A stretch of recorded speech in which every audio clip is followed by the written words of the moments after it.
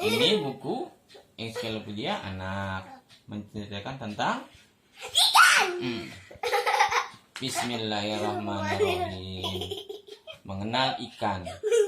Siapa di antaramu yang suka makan ikan? Yang suka? Ikan banyak manfaatnya bagi manusia. Jika dimakan, ikan akan memberikan protein yang berguna bagi tubuh kita. Kandungannya bahkan lebih banyak dan lebih baik dari protein yang ada di dalam daging ayam. Ayam itu apa? Daging ayam, Kentucky. Menurut para ahli, orang yang suka makan ikan otaknya lebih cerdas dari mereka yang tidak suka makan ikan. Karena itu banyaklah makan ikan agar otak kita menjadi lebih cerdas. Tahukah kamu, ikan hias berguna untuk manusia. Mereka bisa membantu kita memusnahkan jentik nyamuk. Jika ada nyamuk yang bertelur di dalam kolam, ikan akan segera memakannya sehingga rumah kita bebas dari nyamuk.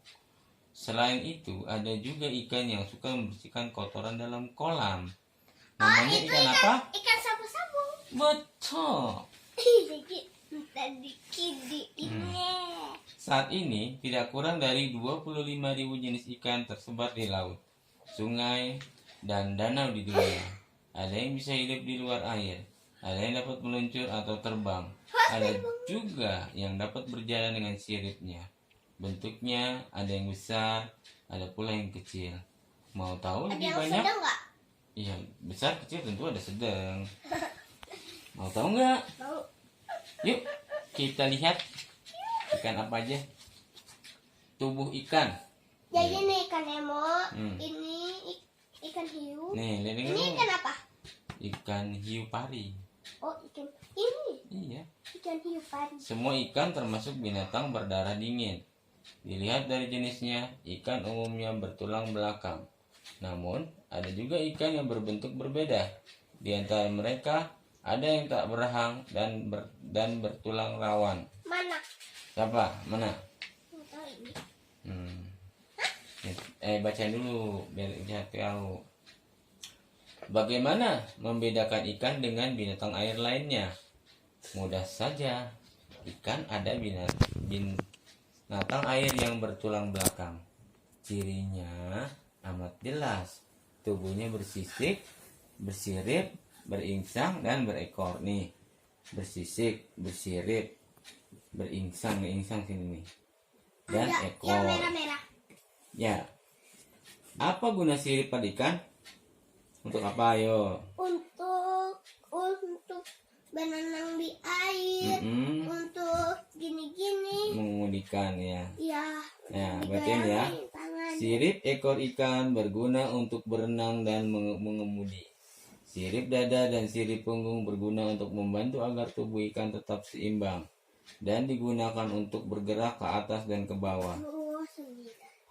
Sirip dada dan perut berfungsi untuk rem yang memungkinkan ikan berhenti tanpa mengubah arah.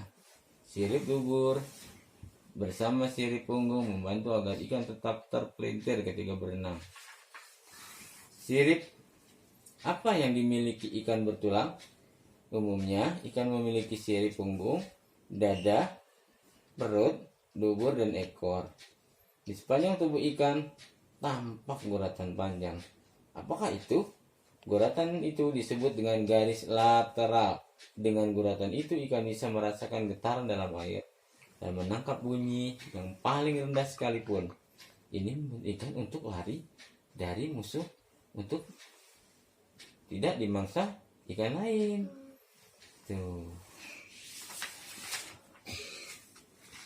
Mengapa ikan hias dipegang terasa licin?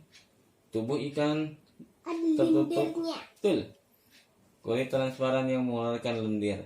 Lendir ini membantu ikan meluncur lebih cepat di dalam air sekaligus melindungi dari parasit dan zat-zat beracun. Jadi ini apaan?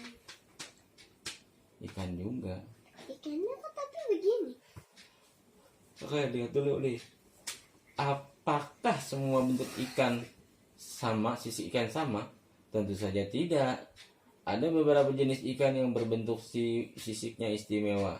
Ikan buntal duren, misalnya, sisiknya seperti duri. Ikan hiu memiliki sisik kecil dan runcing. Jika disentuh rasanya kasar. Namun, sisik renik hiu hanya bisa dilihat dengan bantuan mikroskop. Ikan badusai mempunyai sisik keras di seluruh tubuhnya. Begitu kerasnya sehingga dia hanya bisa menggerakkan sirip dan mulutnya. Mengapa ikan bersisik? Tubuh ikan lunak, maka ikan memerlukan sisik keras untuk melindungi tubuhnya. Sisik benar-benar merupakan bagian dari kulitnya. Umumnya, ikan bersisik tipis, namun ada juga yang bersisik besar dan tebal, seperti ikan runjung tusam. Nih, runjung tusam tuh, tebal. Tebal banget. Karena bersisik tebal, berenangnya menjadi lamban. Bisa jadi sisiknya terasa berat baginya. Benarkah dari sisiknya kita bisa mengetahui umurnya? Benar. Dari lingkaran sisiknya kita bisa mengetahui umurnya. Ada jenis ikan yang tidak bersisik. Ada ikan meleleng, madu lelang. Belum, ini belum. Nih, residat. Tuh. Apakah sebuah jenis ikan bernapas dengan insang? Tidak semua ikan bernapas dengan insang. Ada pula beberapa jenis ikan yang bernapas dengan paru-paru, seperti ikan paru. Bisa mati jika berada di luar air. Umumnya kan ikan itu banyak, nggak bisa habis, ya kan? Allah memberikan ikan itu caranya dengan berkembang biak. Bukan berkembang biak. Banyak ikan bertelur begitu saja dan tidak peduli kepada telurnya.